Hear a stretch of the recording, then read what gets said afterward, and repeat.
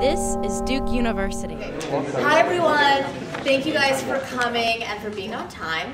I'm Tara, I'm the DSG president, and we have a really special information session today. So we have Dr. Richard Rydell, who's the executive secretary at Duke and also works with the Board of Trustees quite closely. And we also have our two most recent young trustees, Anna Knight and Jamal Edwards. Neil Kajamuri, who is our third active young trustee, is on his way from the airport. So the format of this event is going to be pretty simple. Dr. Rydell will begin telling us a little bit more about the history of Young Trustee and sort of the nature of the position. And then Anna, Jamal, and Neil will be doing sort of a question and answer session. We'll do it a little bit moderated if necessary, but feel free to ask any questions. And they'll stick around for a little bit at the end if you have any personal questions. Okay, thank you guys. Well, welcome everyone. And I want to thank Laura Brown in the back in our office who organized this session. Thank you, Laura. It's great to see so many students interested in this job because it's a really cool job. A young trustee is a position that Duke has that not many universities have. And it all started back in the 1970s, 1972. President Terry Sanford at the time was 72. Those of you who study history know that 72 isn't that far later than 68. And the students were upset about lots of things on college campuses. And Terry Sanford said, well, I tell you, one thing we could use more in our trustee meetings is the voice of people who've been closer to the student experience than the trustees. At that time, I bet the trustees were mainly people in their 50s and 60s. So he said, let's have some young trustees. Not student trustees, not representing the students, but just people that are younger. And thus this program was born. So we have 3 of the 36 trustees are young trustees.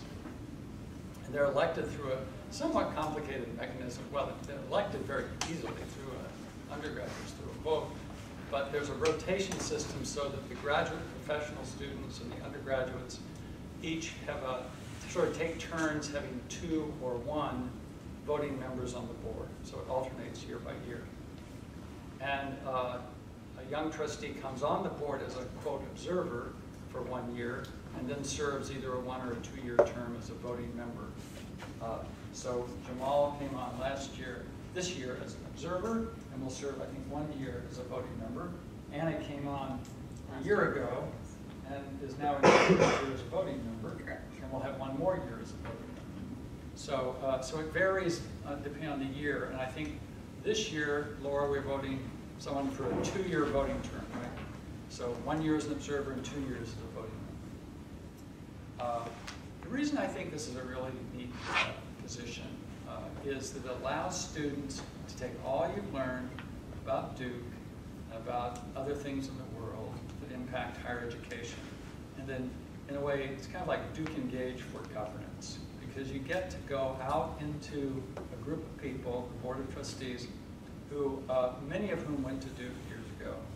But they're all doing all sorts of things in the world today, whether it's in education or finance or medicine. And you become a member of that group. So as you're starting your post-Duke career, you're with other people who are post-Duke, and you get to be an equal in terms of the boardroom. Because a young trustee is fundamentally a trustee. You're not treated any differently.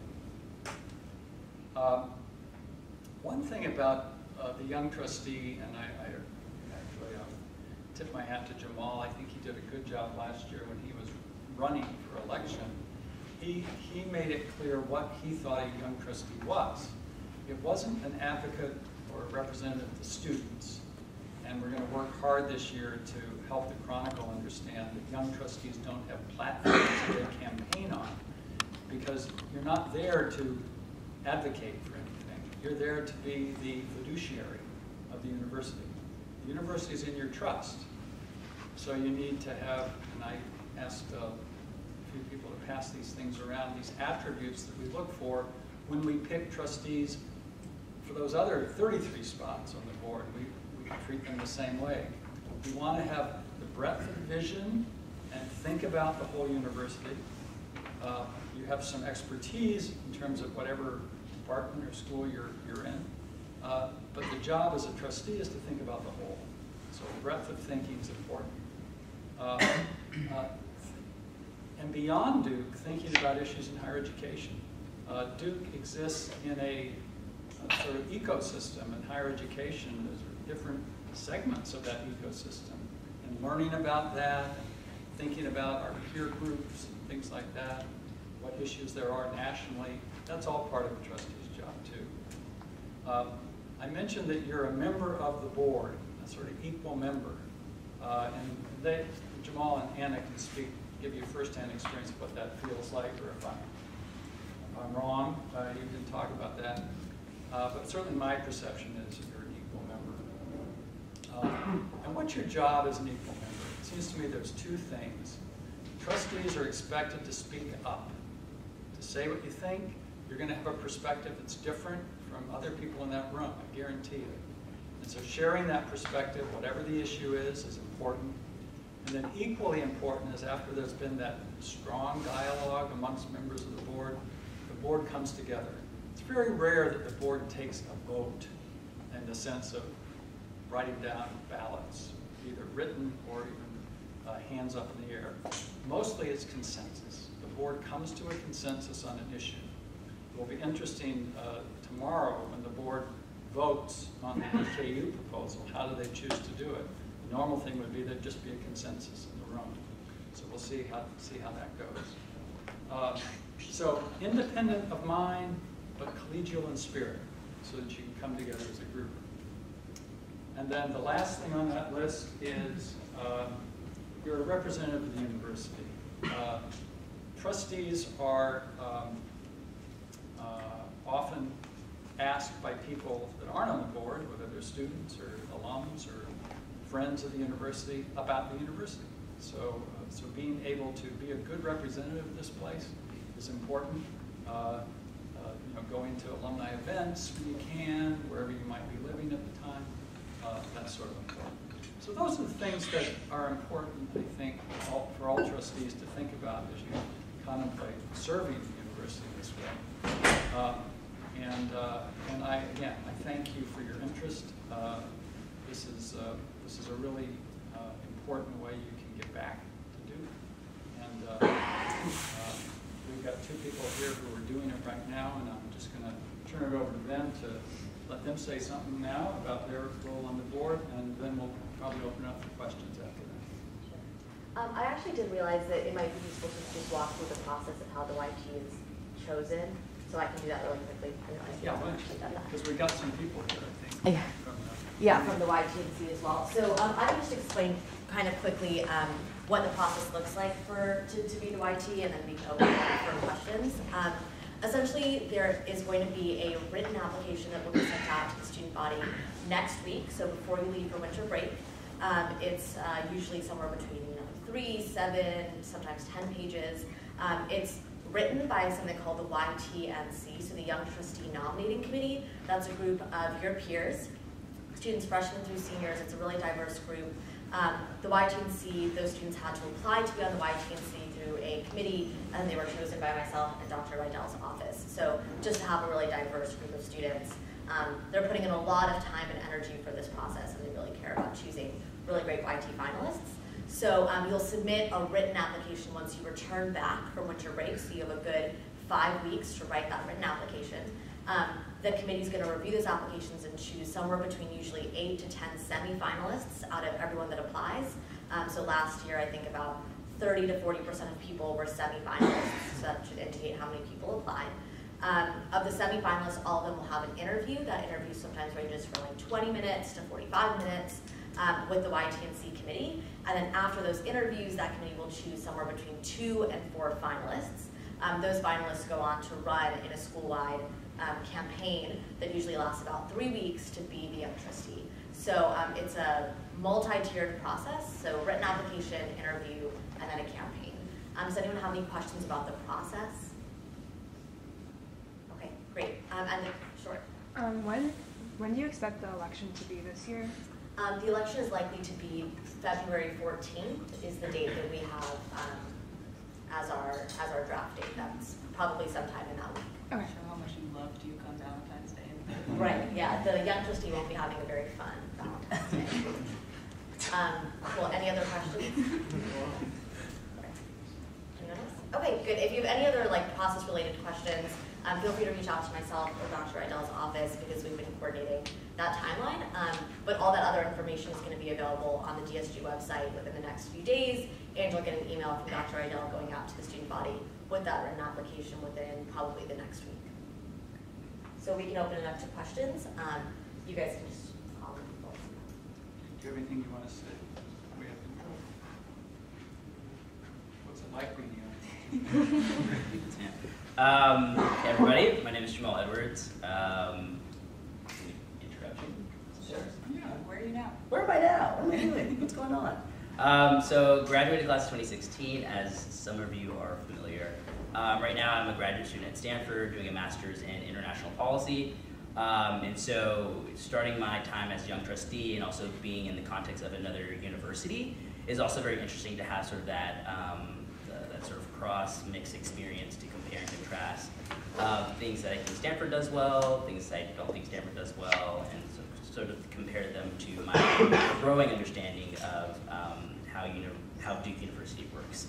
At the board of trustee level, you are at that 30,000-foot view, and that's something that we inherently don't have access to as students. We have that student's perspective, which is important.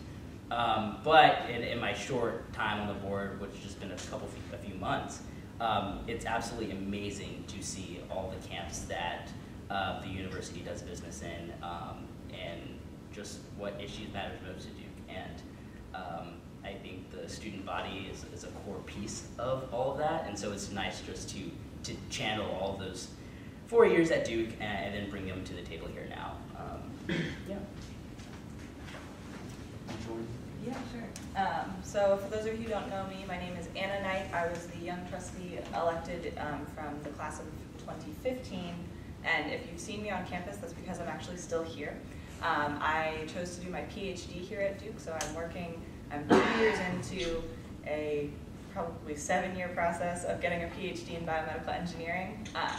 So I can't compare to Stanford or anything like that, but it means that it's actually been very helpful to still be on campus and have a touchstone for some of the things that are going on. So when there was that big town hall meeting, I could actually go and attend instead of just reading about it in the Chronicle later, which is I definitely think very helpful, because a lot of times the trustees they'll say, how are the students feeling about things like this? And it's nice if you can actually answer instead of saying, well, I think based on Facebook posts they're saying. So that's been important. But I think, again, I'd reiterate, one of the biggest things I've learned in the 1.5 years that I've been on the board is it's incredibly different than I expected.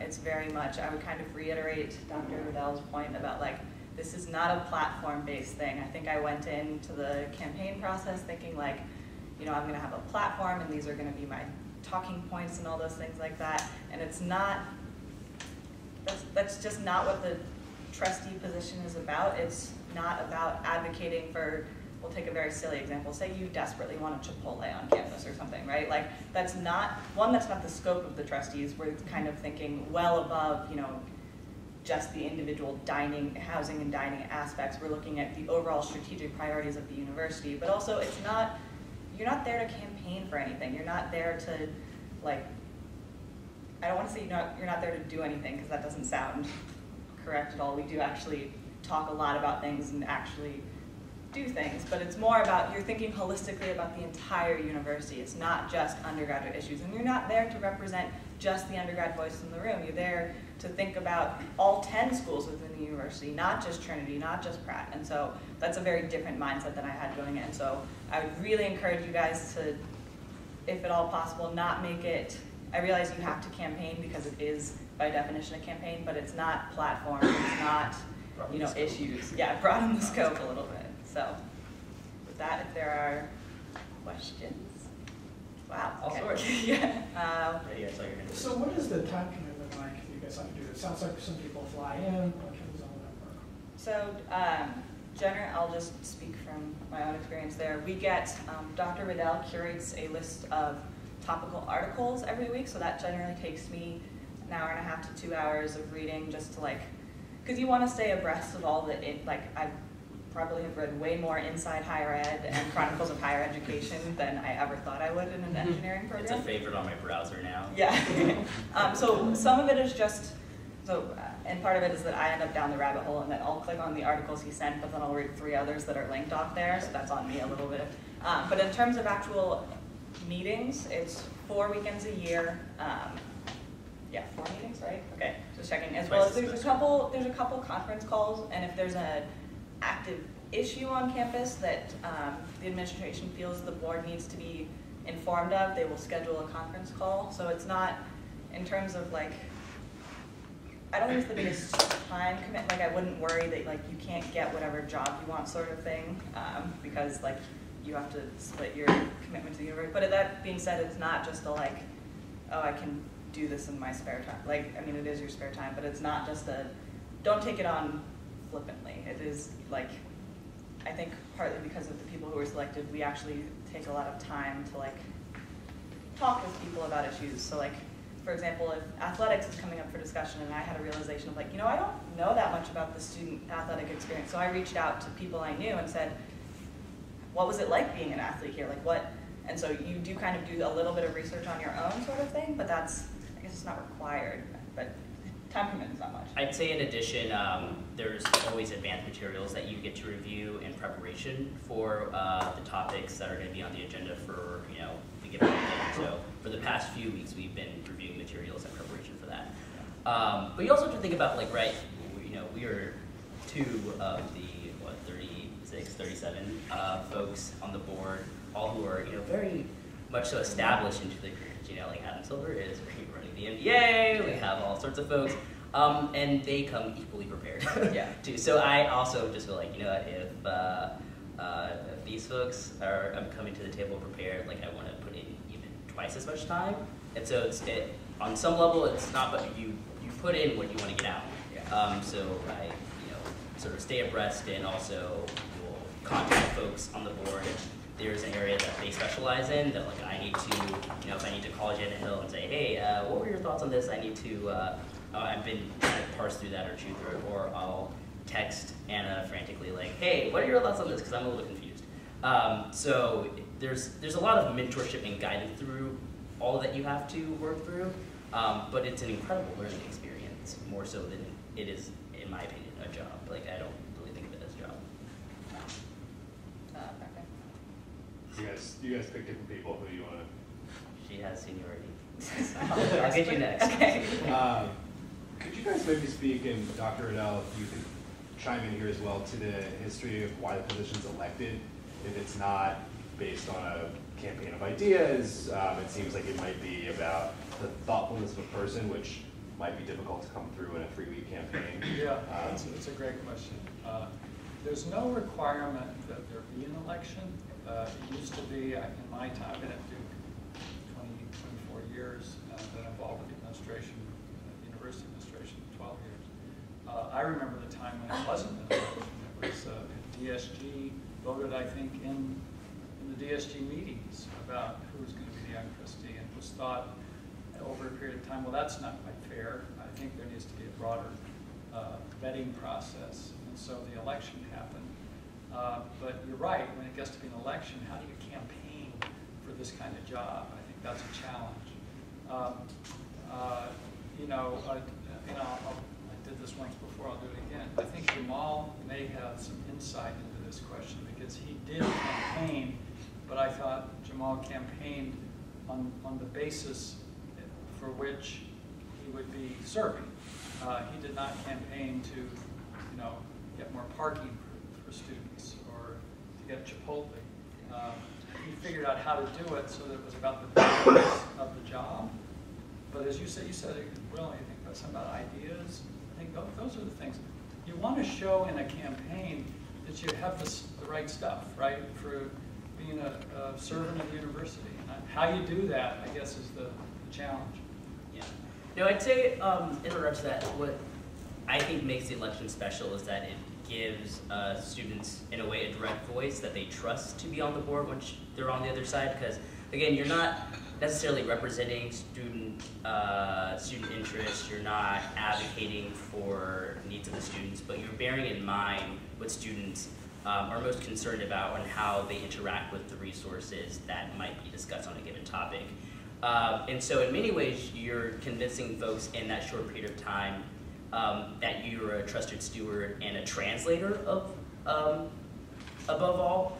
And so I think what's important, and it's you know, over your 3 years, you know, you only see one young trustee election each year amidst what I feel like is a lot of DSG campaigns, which are inherently very different. Like, they're very, very different.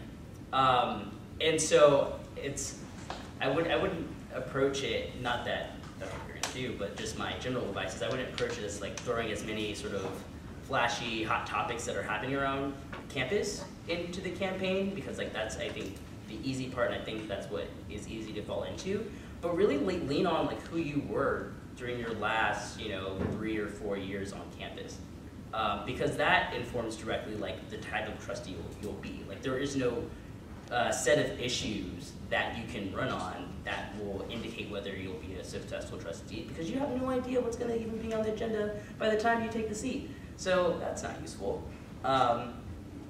Think about, you know, what experiences that you would lean on to like make decisions, and let that be your guide through that very short period of time. Because I found that to be the most important. Like, crap, how do I? You know, I'm not necessarily running on any particular issues. I'm running on my approach to problem solving, building relationships, and just how I've interacted with people at this university, which took a long time to make into a succinct case or argument. But that's the challenge, and that's sort of the X factor that I would encourage you all to search for, because actually when I read materials and look through things, it's not my experience on DSG that's most helpful. It's not that I was BSA president. Honestly, it's my being an RA, which is one of the most helpful things, because that's where I directly understand how students from across the university interact with resources, services, and how I interact with other services that I didn't typically interact with in any of the other spaces. So, like, think uniquely about like what things you represent and what your skills are, because it doesn't have to be, I don't know, what we traditionally see in an election. So, and I think the only thing I can add to that is that a little bit it turns into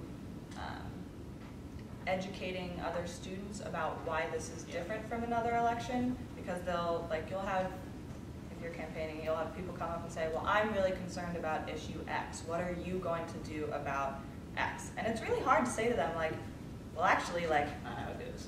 Yeah, like, that, even if I, you know, thought X was the most important, like, I can't do it. It's not a platform. And so a little bit of your job is to educate the students, and I think Dr. Riddell is going to work closer with the Chronicle this year, so not as much of the burden of that is on the campaigntees. So it should, hopefully students will get that a little quicker, that it's not, what can I do for you? It's instead identifying someone who thinks well. So it's a bit of an education game too. I think we said you were next. I had the same question. Oh. Yeah. Other questions? What would you say takes place during a typical meeting? Some of that is confidential, so like some of it we can't like, you know. I'd say like presentation. Yeah. Broadly, we discuss the materials that we review, and so people get to communicate their perspective, ask further questions, and so and in a way we sort of kick the intellectual football around about it, and usually come to consensus about whatever the action required is. We'll also kind of rotate meeting to meeting what sub-departments of Duke overall are being, so like we're not going to discuss nursing PhDs every single time, but we'll instead rotate. So like one meeting, the dean of the nursing school will come and present, and maybe the next, you know, the dean of the law school will come. And so it allows the intellectual football kicking, but still focused on a particular sub-school or topic. Yeah. So. And I mean, there's general board meetings, but then we also have subcommittees, and that sort of is a breakdown of different folks on the board coming together around more specific issues, from human resources to business and finance to facilities and the environment. Institutional advancement, undergraduate education, The academic affairs. whole family of things. Yeah. Just to add, and by the way, all these committees, undergraduates can serve on those. While you're an undergraduate, you don't be a young trustee to serve on those committees. One thing I think the board has done more and more, and it's not unique to do, but I think boards in general are doing this, that they try to keep the board meetings as much as possible. They talked about 3,000 feet on strategic issues. The meetings are in themselves confidential, but what the topics aren't confidential. The chronicle reports on what the board talked about. And I can tell you that the board this weekend, I mentioned DKU, that's coming before the board because the faculty approved it, so that's going to come for the final approval.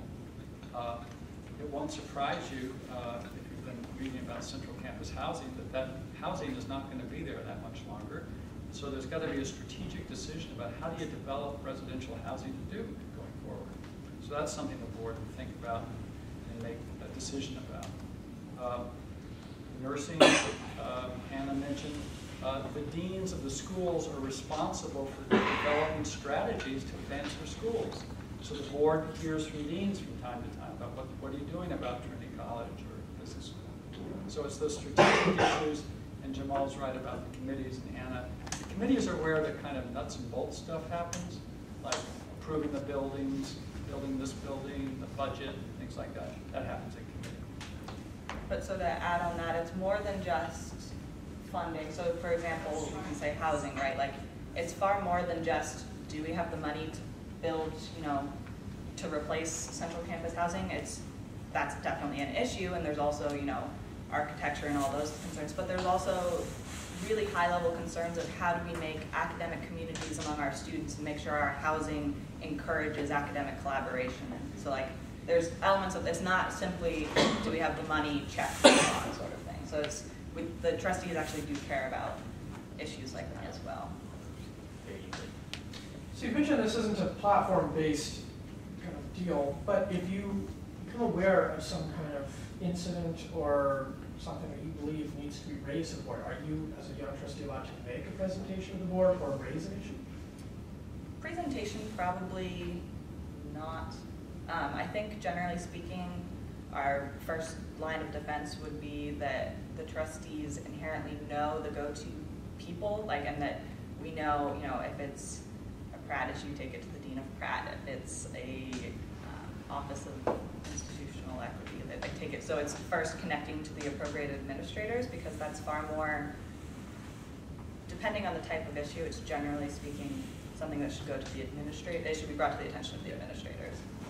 It's a great question. It's a great question, and it illustrates something that trustees, young or more advanced in age, learn is there's the job of the administration and there's the job of the board. The administration is largely responsible for running the university, and the board is responsible for overseeing the strategy of running the university. And you can see where they sometimes come together, like for instance, let's take, well, maybe you have an issue in mind. What are you thinking of? Oh, just in general stuff. Well, I'll pick one. Hate and bias. Hate and bias issues, the issues we had last year, particularly that created a lot of controversy and discussion. On the one hand, it was the administration's job to engage students, faculty, staff in those discussions to figure out how best to manage those situations on campus. But the board is very interested in, well, what's the overall health of the university in this regard?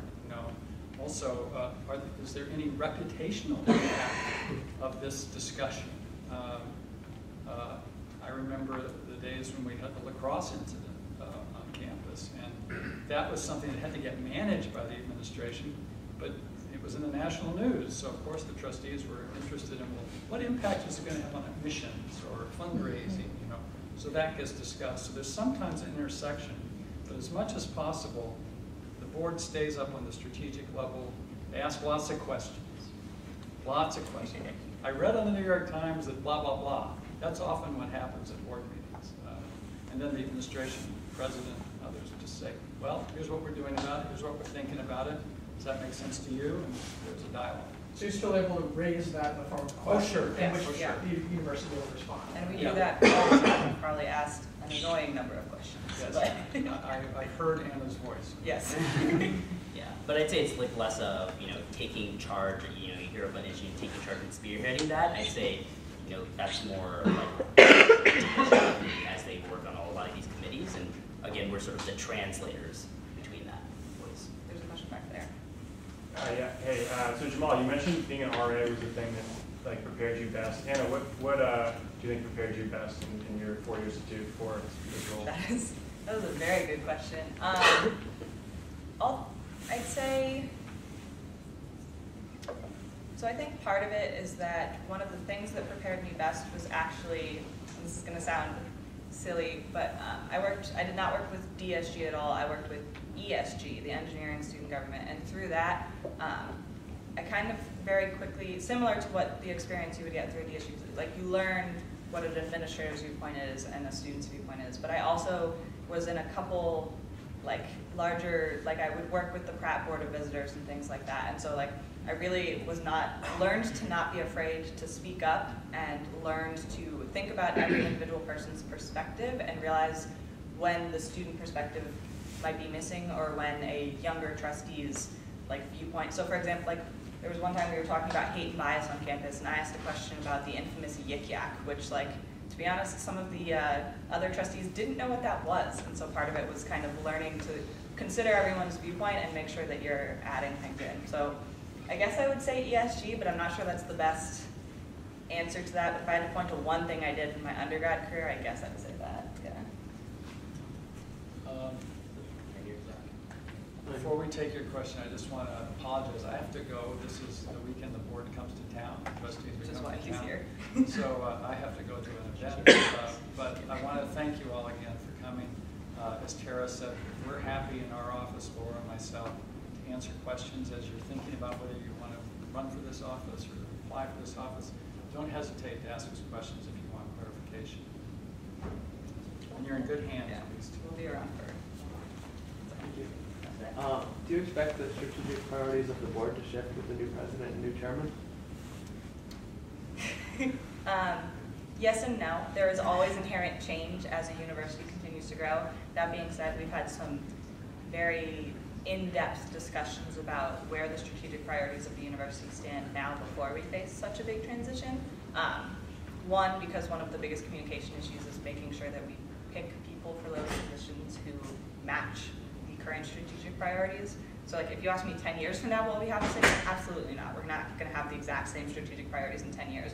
But that being said, I think there's been really in-depth discussion right now to make sure we've taken a really good pulse on what our strategic priorities are right now so we can get very cleanly through our transition. And I also think that there's been a lot of staggered shifts within the administration. So Dean Ashby, Dean Kornbluth, and so while some folks are exiting, there are these new faces that do represent sort of the next stages of Duke from a strategic standpoint. And so, I think whoever our next leader is in that regard is going to have both the challenge and pleasure of keeping in mind Duke's North Star, but using the reason why we chose them to guide us through the next steps. But that being said, questions like that are very much board level issues. So we had a big meeting of okay, let's look at all the top administrators and when are they, how long have they been serving? Yeah, literally all of them. How long have they been serving? Have we taken their pulse? Is anyone going to retire too soon that we won't get through this transition properly? So there's been careful thought to literally every vice president of everything. We know how long that's kind of the board's job is to help keep tabs on things like that. But I think we'll be good. Yes. Could you speak to what the current strategic strategy of the university is, or is that classified? There's a document on that somewhere. Yeah, there's a document online. Yeah. I would actually specifically point you to look at the presidential search website. They have a lot of discussion on, that's a summarized version of the in-depth discussion I was just talking about in terms of what are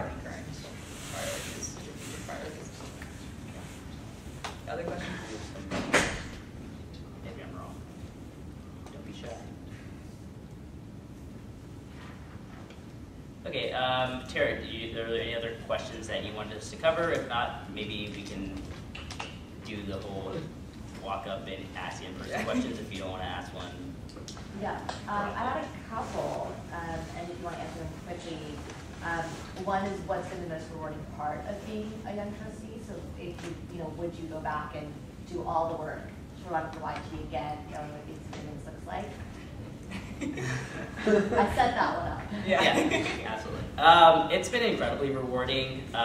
For me, I had a lot of different strong working relationships with administrators at different levels as an undergraduate. But now to put that to work in a different environment, it's just very neat. Our trustees are incredibly thoughtful and have such a deep passion, because I look at them when we're in the boardroom and I'm like, you are so incredibly accomplished. Like, we have some, you should go on and look at all their bios. We have some incredible people leading this university from a strategic standpoint. And the level of care, detail that they pay attention to, and the experience that they bring from their own industry of expertise is phenomenal. And so, like, we'll be going from like 6:30 a.m. till past 10 p.m., right? That's exhausting, right? Like, but every single person is there for each step of the way. There's no breaks, back to back to back to back.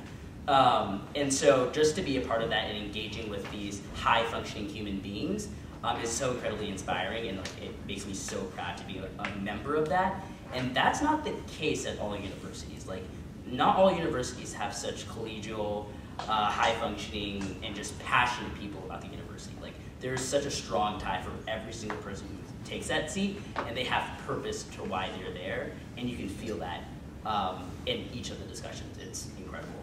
And adding on to that, I'd say my most rewarding thing, to answer the question, is very similar, but in addition, knowing that, in all honesty, everyone in that room truly values your opinion. I've had multiple times where, because we have to get through a lot of topics, so sometimes discussion has to be ended before every single person. So I had a couple times where my hand was up, and unfortunately discussion had to end, and trustees will come up to me after and say, I saw your hand was up, and I really want to know your opinion on this topic. And that's like, oh my God, like, the commissioner of the NBA just wants my opinion. Like, how did I end up in this position, right? Like, I'm a grad student, I eat ramen most nights, and here I am, like, what is going on? Retweet. Yeah. So it's incredibly rewarding to know that your voice matters. That sounds silly, but like, yeah, they actually truly care about the student experience, but also the student voice in the room. You're not just there as a, like, oh, we have to have students there, so like, well, like, they actually care. It's not.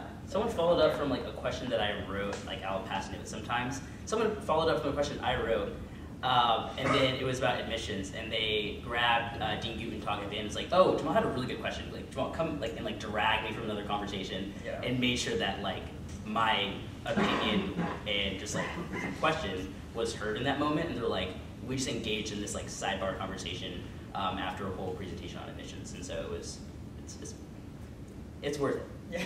Apply. So you said that every individual has a purpose for why they're on the board. What are your guys' purposes that you see? You guys decided it was my purpose to be on the board. Yeah.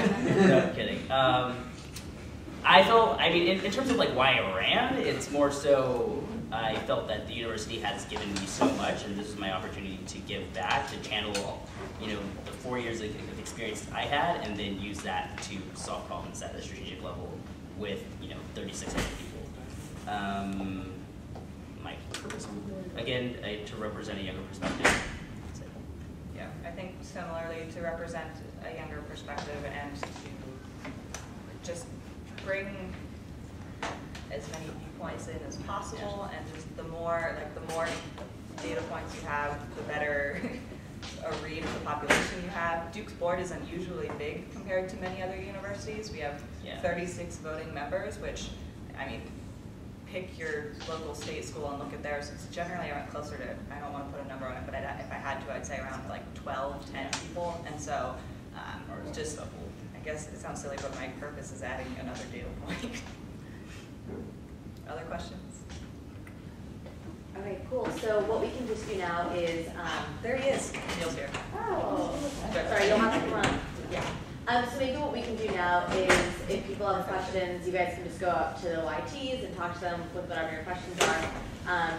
And just like a quick reminder, so you'll get an email from Dr. Rydell within the next week or so with that written application. And we'll also include a link to a website with more information. If you have it, feel free to reach out to me. I'm the DSU president. You can get my email also on our website, but it's tara.gonzal@duke.edu, or check our Facebook page. Neil, if there's anything that you want to have, I know you probably ran here. Neil is the young trustee from 3 years ago. Maybe just do like a quick intro and people can come up and ask questions. Sure. Yeah, thanks, Pam. So my name is Neil Condamari. I graduated in 2014. I'm kind of the grandpa right now, like the third So year. you're not mom? That's weird. Yeah. But yeah, I was a public policy major here. I have really enjoyed my time on the board. I'm sure a lot of this was already discussed, but serving the university in that capacity has allowed me to just have a better sense of how the university fits into not only Durham, but really the whole global landscape. And so when I'll see like issues relating to, like Ohio State just earlier this week, or universities across the country, or even national policy and politics that are obviously happening, discussions are happening pretty intensely right now. Understanding how Duke fits into that scene and how we can help improve a lot of those national discussions from our university here has been a really impactful experience for me. Happy to answer questions whenever the appropriate time is. I think we're great.